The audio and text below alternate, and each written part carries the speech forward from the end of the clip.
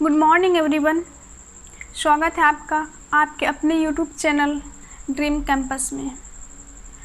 ये idiom phrases के session का एपिसोड नंबर 2 है, जिसकी शुरुआत आज हम एक मोटिवेशनल क्विट के साथ में करेंगे। तो आज की मोटिवेशनल क्विट है 3 स्टेप्स टू सक्सेस।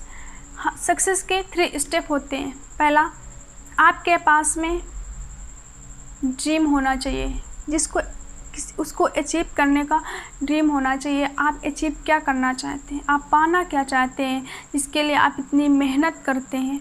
सबसे पहले एक रीजन होना चाहिए, एक ऐसा रीजन जो आपको आपके अपने रास्ते से कभी विचलित ना होने दे। और दूसरा स्टेप, आपको बिलीव होना चाहिए अपने आप पर कि इसको हम पाकर रहेंगे। ये नहीं कि किसी ने कह दिया भाई तेरे से नहीं हो पाएगा तो आपने छोड़ दिया। नहीं, आपको बिलीव होना चाहिए कि हम ये करके रहेंगे, हम इसको पाकर रहेंगे।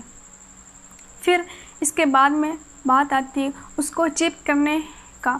अचीव करने के लिए हमें एक रास्ते पर चलना होता है, एक बात पे चलना होता है। ऐसे रास्ते पर चलना जो सही हो, सटीक हो, और उसमें से इन सब के दायरों के बीच में एक छोटी सी बात जो बहुत मायने रखती है।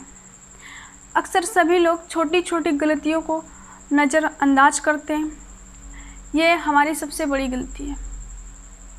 ये हमें सक्सेस से दूर ले जाती है।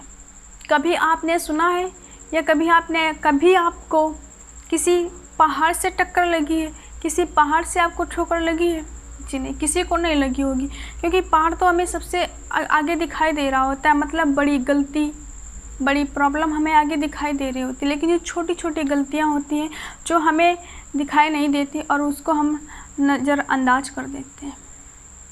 तो छोटी छोटी गलतियों को नज़रअंदाज ना करें, उसको ध्यान में रखते हुए अपने सक्सेस के रास्ते पर हम बढ़ते चले जाएं।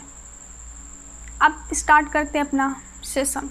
लेकिन सेशन को स्टार्ट करने से पहले आपको चैनल को सब्सक्राइब कर लीजिए आप, और वीडियो को शेयर कर दीजिए, लाइक कर दीजिए। चलिए स्टार्ट करते हैं अपना सेशन। पहला इडियम है एक्लीज हील, मतलब एक कमज़ोर पक्ष, एक कमज़ोर पॉइंट। कैसे? आपने सुना होगा कि भगवान श्री कृष्ण की मृत्यु उनके एड़ी पे तीर लगने की वजह से हुई थी। वो एड़ी पर लगा तीर, अगर एड़ी पर वो जो तीर लगा था, अगर उसी पॉइंट पर नहीं लगता तो उनकी मृत्यु नहीं होती। मतलब वो एक पॉइंट एकदम छोटा सा था, लेकिन उनके लिए घातक था। वह उनकी कमज़ोरी थी, उनका वो कमज़ोर पक्ष था। आई होप आपको समझ आ गया होगा, आप इसको ऐसे याद रख सकते हैं। दूसरा इडियम है मैन ऑफ लेटर्स, अक्षरों का आदमी। अक्षरों का आदमी मतलब ऐसा आदमी जिसे अक्षरों का ज्ञान है, मतलब उसे वो बहुत पढ़ा लिखा है, मतलब विद्वान आदमी। आई होप आपको याद हो गया होगा। तीसरा या अगला इडियम है लायन शेयर्स। लायन शेयर्स मतलब लायंस तो वेरी सिंपल है। लायंस तो अपने आप में बड़ा होता है, शेयर मतलब पार्ट, एक ऐसा पार्ट मतलब जो लार्ज है, लार्ज पार्ट। अगला इडियम है ऑयली टंग। ऑयली टंग का क्या मतलब होता है? मतलब आपने किसी को कहते सुना होगा कि यार आज मेरी ऑफिस में बॉस से लड़ाई हो गई। उसने कहा क्यों? कि यार उसने कहा यार मुझे तेल लगाना नहीं आता है। तो तेल लगाने का मतलब ये थोड़ी ना है कि वो जो व्यक्ति है वो इंसान है अपने बॉस के तेल लगा के मालिश करता है, ऐसी बात नहीं। लेकिन उसका मतलब है कि उसको फ्लर्ट करना नहीं आता, वो फ्लर्ट नहीं करना चाहता अपने बॉस के साथ में। इसका ये मतलब है ऑयली टंग, मतलब फ्लैटरिंग वर्ड। वो खुशामद नहीं कर सकता, वो गुलामी नहीं कर सकता। अगला है draw a line. Draw a line मतलब very simple. Draw a line, जब आप लाइन खींच देते हैं, आप लाइन ड्रॉ कर देते हैं, इसका मतलब होता है कि आपने कहा जैसे भगवान राम जब चले आते हैं तो लक्ष्मण जब अपनी कुटिया से जाते हैं तो सीता माता के लिए एक लाइन ड्रॉ करके जाते हैं, मतलब एक लिमिट सेट करके जाते हैं कि आप इसको क्रॉस नहीं करेंगे, आप इससे बाहर नहीं निकलेंगे। अगर आप इससे बाहर निकलेंगे तो आपको खतरा है। लेकिन सीता माता ने बात नहीं मानी और इससे बाहर निकली और उन्हें रावण उठा ले गया। मतलब ड्रॉ अ लाइन, एक लिमिट सेट करना है, तो set a limit. I hope याद हो गया होगा। अगला stand in a good state. Stand and a good state, state का मतलब प्लेस, पॉइंट, पोजीशन। आप किसी एक अच्छी पोजीशन पर खड़े हैं, आप एक अच्छे पोजीशन पे, एक अच्छे पॉइंट पे स्टैंड हैं, उसका मतलब क्या है, आप एक यूजफुल पर्सन हैं, किसी के लिए भी हो सकते हैं। आई होप समझ आ गया होगा, सिंपल है। इडियम फ्रेजेस का देखो कोई अपना शाब्दिक अर्थ नहीं होता। और रही बात ट्रिक की, तो ट्रिक किसी भी चीज़ की नहीं होती। अगर किसी भी चीज़ को आप उसको इमेज में बनाकर चलते हैं अपने माइंड में, तो वो चीज़ें हमेशा के लिए याद रह जाती हैं। तो ऐसे ही हमें कुछ करना है।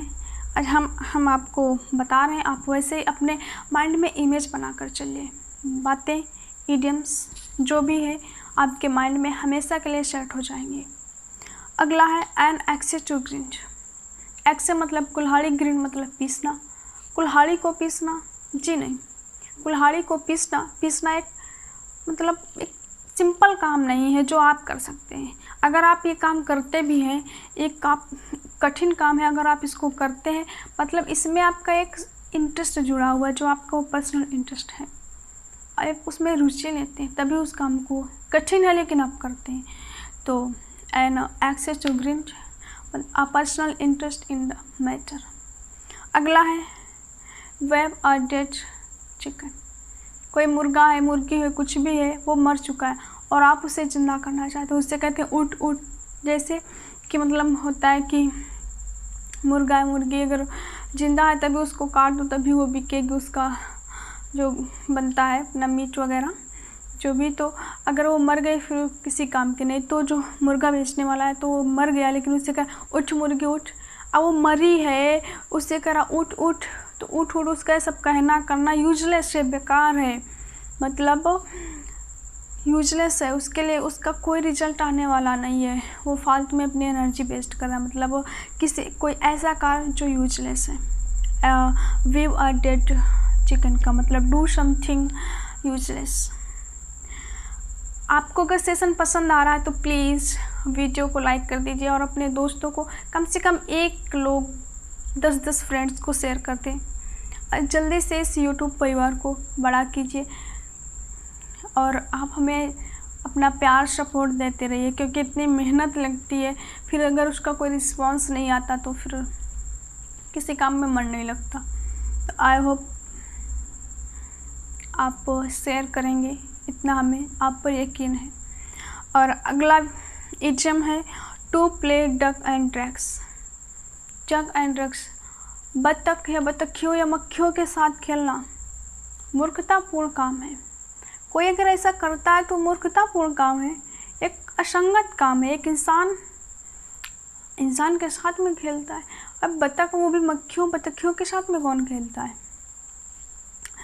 मतलब टू एक्ट फुलिशली जो भी है। आई होप कि समझ आ गया होगा। देखो इडियम्स का अपना एक शब्द, जो उसके शब्दों से जो अर्थ निकलता है उसका वह मीनिंग तो बिल्कुल नहीं होता उससे, लेकिन उससे जो उसी के शब्दों में उसका मीनिंग छुपा हुआ होता है। अगर ढूंढने वाला है तो ढूंढ सकता है, बस थोड़े से ये कह लीजिए कि थोड़ा सा एक कॉमन सेंस की ज़रूरत होती है और कुछ नहीं। अगला है skating on the ice, thin ice. Skating on the thin ice, अगर इस स्केटिंग आप कर ही रहे हो तो मोटी आइस पे करिए। अगर थिन आइस पे करते हो तो आपके लिए रिस्की हो सकता है, क्योंकि थिन आइस कभी भी टूट सकती है। आई होप समझ आ गया होगा कि क्यों। अगर आइस पतली है टूटेगी और आपको चोट आ सकती है, कुछ भी हो सकता है, मतलब रिस्क है इसमें। तो skating on the thin ice, do something risky. I hope आपको सेशन अच्छा लगा होगा आपको, लेकिन आपको सेशन कैसा लगा कमेंट बॉक्स में कमेंट करके हमें ज़रूर बताइएगा। और आपको याद हो रहे हैं या नहीं याद हो रहे हैं ये भी बताइएगा। आप इसके नोट्स बना रहे हैं या नहीं बना रहे हैं, क्योंकि नोट्स बनाना बहुत ज़रूरी है। अगर आप एक बार इसको लिख लेते हैं, नोट्स बना लेते हैं, तो आपके माइंड में हमेशा के लिए सेट हो जाएगा और आपको दोबारा पढ़ने की ज़रूरत नहीं पड़ेगी।